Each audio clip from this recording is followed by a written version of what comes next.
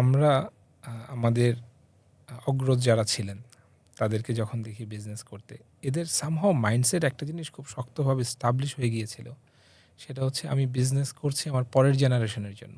আমি বিজনেস করছি, আমি এটা রেখে যাব আমার ছেলেমেয়েরা, স্পেশালি আমার ছেলেরা এটাকে হ্যান্ডেল করবে।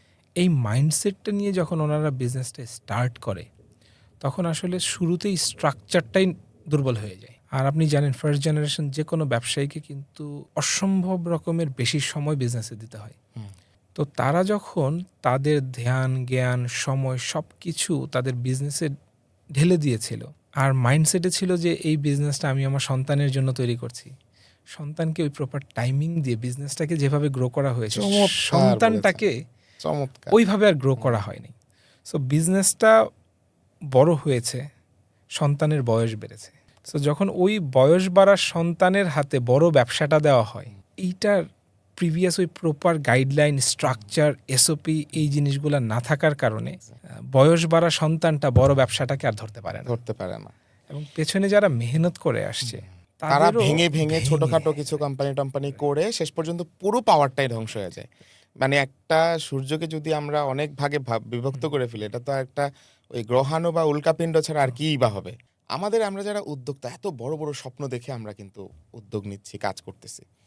জেনারেশনের ক্ষেত্রে আমাদের জায়গাটা একটু যদি বড় করে দেওয়া যায়, তাহলে এই সমস্যার একটা সমাধান আমরা আসতে পারি। সেটা হচ্ছে আমরা আমাদের সন্তানদেরকেই শুধু আমাদের জেনারেশনের মধ্যে আমাদের মানে যে নেক্সট জেনারেশন বলতে সন্তানদের বাদ দিয়ে আমরা সবাইকে নিয়ে নিব। সন্তানদেরকে সাথে থাকবে, সাথে পুরো পৃথিবীর যারা আমার পরে জন্মাচ্ছে, আমার 5 বছর 10 বছর পরে জন্মাচ্ছে, এই যে বিশাল একটা জেনারেশন, আমরা যদি এখন বলি জেন জি, তারপরে যেটা আসতেছে আলফা, এই পুরোটাকে যদি আমার পরের জেনারেশন ধরি, তাহলে কিন্তু এটা সহজ হয়ে গেল যে আমি সবার জন্য করছি, শুধু আমার সন্তানের জন্য না। গোলটা স্বপ্নের মতোই বড় হয়ে গেল।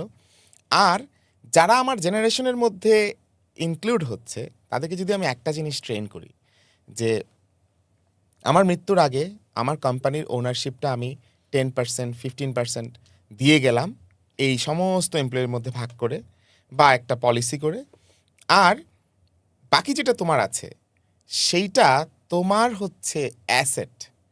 ব্রেন কিন্তু সবার, মানে তাকে যদি আমি প্রথম দিন থেকে রেডি করতে থাকি, তোমার কাজ হচ্ছে সাহসিকতার সাথে সবাইকে অ্যাকসেপ্ট করা। আর এই যে সিস্টেমটা এমনভাবে বিল্ড করে দিয়ে যেতে হবে যে সিস্টেমে তার সিগনেচার হবে, ডিসিশনটা ওই যে সিস্টেম যেভাবে উদ্যোক্তা বেঁচে থাকতেও কিন্তু বড় উদ্যোক্তাদের ডিসিশন উদ্যোক্তা নিজে নিত না, সে শুধু হাওয়া দিত। আগুন তো জ্বালাচ্ছে এমপ্লয়িরা, সে শুধু অক্সিজেন সার্ভ করতেছে যাতে আগুন দাও দাও করে জ্বলে।